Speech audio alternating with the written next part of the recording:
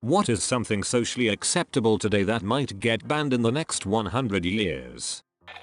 Any commercial directed towards children under the age of 12. This is already in practice in a few European countries. Wait, so can you not advertise toys at all? Maybe they could advertise to the parents to buy the toy for their kid? The UK already has this for food. The advertising has shifted towards claiming how healthy the product is or makes adverts that are technically for and about adults, but still appeal to kids. Haribo's a good example of this. Wearing a mask in a bank. So you're saying quarantine will be over by 2120? Bold. Probably going to be a quarantine for some new disease by then if the patterns seen from prior centuries mean anything. Spanish flu was almost exactly 100 years ago. LMAO. Cholera was 200 years ago too. Great Plague of Marseille was 300 years ago, in 1720. And smallpox 1 year later. Going to work sick. Especially now. There's no way that it should be allowed to force your employees to come to work while suffering with an illness that could be spread to other employees. One can hope. For many, not going into work sick means being fired. Or not making ends meet on payday. This is my main reason for going to work sick. Not right now cause that'd be stupid. And also I'm laid off. But most of the time, if I don't work my full schedule, I can't make my bills. So, in a lot of counties, if you're sick and you stay at home to get the rest you need or to not infect other workers, you're still paid.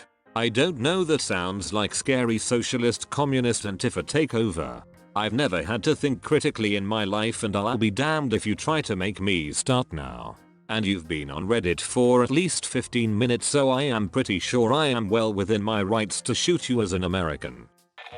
The way we willingly share our information online. Eventually the pendulum is going to swing to the other side and we are going to limit what companies take from us. Granted, I do feel like this change is not going to come out of goodwill, but it's going to happen nonetheless. So true. Part of it stems, at least in my opinion, from the fact that humans have no inherited, handed down societal traits regarding online behavior. We all learned social cues on behaving in public, fear of unsafe streets or locations, strangers from our parents or our community at large, but there isn't any parallel for online behavior. Most adults would lock the house before going out, because we know inherently that's the safe thing to do, but not many would do the online equivalent of digital safety when we log in, because perhaps the digital societal cues, if I can call it that, doesn't exist yet, perhaps, because the internet is so novel. I agree with you that there really aren't any intuitive social cues on the internet. But just speaking for myself, I was always taught with the mentality that the internet was a public place and that you should expect everything you see and do is visible to everyone. My parents and teachers always warned that our job prospects would be forever ruined if we had so much as one photo of us with a beer in our hand on Facebook. Employers look for that kind of thing. They warn, have a professional image online. Sure, I want to stay safe behind my username from other people, just as I wouldn't want everyone on the street to know where I live. But broadly speaking, the idea of internet privacy has never really struck me as anything I should expect. The idea YouTube has a file listing every single video I've ever watched or searched for doesn't strike me as any more a violation of my rights than the cashier at the grocery store keeping their receipt. Even anonymity on Reddit is a joke. You can pretty much discern identity, or really narrow it down, by combing through your post, comment history. We leave these kinds of digital breadcrumbs around constantly. Not because we're dumb, but because they are often worth sharing for a myriad of reasons. The means are just a bit lackluster. We forget about the permanence of what we do.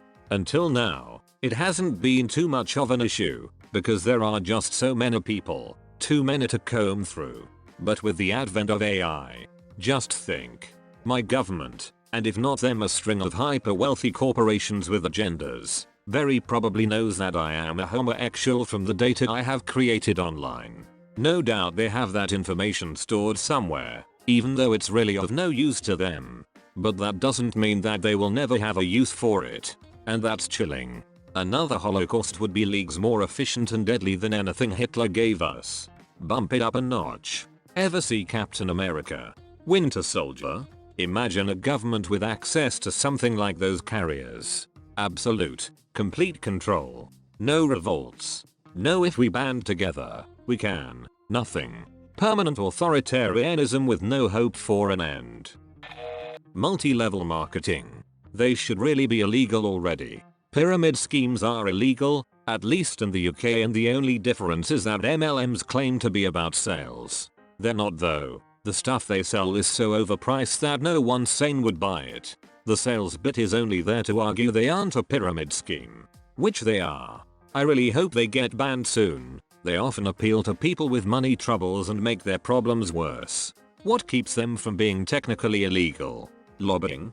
The difference between the two really comes down to how you make money. It's considered an MLM if you can make money by selling the product or service, whereas pyramid schemes rely solely on your recruiting. Now that's not to say MLMs don't highly incentivize building your down network. They do, but it's how they skirt around the legality issues. Tail docking and ear cropping as breed standards in dogs. Unless they are legit working dogs, it's basically mutilating an animal for no good reason. To add to this, certain breeds should be banned as well, like pugs, because the squished face isn't cute, it's cruel. Bulldogs too. They're basically tortured their entire lives with a lack of oxygen. This never goes down too well on Reddit, but anyway. I own a bulldog. A French bulldog, specifically. The lack of oxygen thing is called brachycephalic airway obstructive syndrome. It's primarily caused by too much soft palate tissue, because the skull has been shortened, but the palate has not. Not all bulldogs have the problem. Mine does not. Specifically, he has been examined by a vet under general anesthetic, for a standard procedure, not just to check his palate, and it has been confirmed that he does not have it. He is fit, has good stamina, and can run flat out for a solid amount of time. No problem. He does not have the syndrome, because I bought him from a breeder who breeds them not to have it, which is why I chose that breeder. That breeder also breeds them so that they can and do conceive naturally, no artificial insemination, and give birth naturally, no C-section. What you end up with is a French bulldog that looks slightly different, quite large and with a short, but not flat nose, and who would be disqualified from a dog show for breaching at least one breed standard requirement, but is still a French bulldog. Bulldogs did not always have these issues. If you search online you can find old pictures where they looked closer to a staffy. There is no reason they have to have these issues. It can and should be bred out of them, even by crossbreeding if necessary, without losing the breed entirely. Now, this I appreciate. I'm all for keeping breeds alive so long as they aren't suffering to live. Great info. Thanks. Freaking single-use plastic. It's crazy, in Denmark they make plastic bags out of sugarcane. They are 100% recyclable. Why other countries aren't doing this is beyond me. It's not more expensive. Sugarcane is renewable energy. Fossil oil is not. That does sound great. Thoughts on sugarcane turning into the new palm oil if this became widespread? Sugarcane is farmed. Palm oil the issue, ice people burn down forests and it. Yes, but would a higher demand in sugarcane not result in clearance to create more farms? Palm is a bit more picky than sugar. While sugar can grow anywhere with a decent amount of water, palm need a particular climate, and the sweet spot happens to be where the rainforest is. Ironically, the more they deforest to use a nice climate, the faster the climate will change away from supporting date palms. Does daylight saving time ban count? Do you mean daylight savings time, or do you mean switching between standard time and daylight savings time? Because freak you're if you're going to take my 9:30 PM sunsets away. Hopefully keep the longer days in the summer, and just don't adjust in the winter. Agree, coming home from work in the dark is depressing. I wouldn't mind going to work in the dark, because at least I'd have daylight to look forward to. There was a study recently that suggested that daylight savings time is actually pretty poor to our mental health compared to standard time, as daylight savings time negatively affects our sleep pattern enough. American football will probably change a lot. It's already different than it was 2 Super Bowls ago. How so? So many rule changes have limited the ways defenses can tackle. This has led to way more offense overall. Ah yes, the offensive spectacle that was Super Bowl 51. Loot boxes. It's already starting to attract attention as a form of gambling that needs to be regulated and age restricted. Ladies and gentlemen, we got 'em. EA has entered the chat. Bottled water in sizes less than 1 gallon. The store I work at sells water cooler jugs, and if you bring them back the person at the door will give you a coupon-like thing for every jug you bring back, and it basically refunds you the deposit on a new jug, which is $5. We need to do more like that. Fand. United States wise. I really think we are going to come down on these lifetime politicians. Also the amount of lobbying that takes place that does not have the voters in mind and the amount of money they make. Keep dreaming. Kids today are smarter than our generation. They see bullets quicker and are good about calling it out. You and I will be long dead, but them and their children. I have faith in them. The problem is and always will be that the people who are in a position to change things in politics are also the ones who stand to benefit the most from maintaining the status quo. Unless the people take it in their hands to overthrow the current system, it won't happen. Glad you've got the faith. I think we're fricked. Do you know of a story like this? Leave it in the comments below. If you're new here, subscribe for more. We post the best Reddit videos daily. Thanks for watching.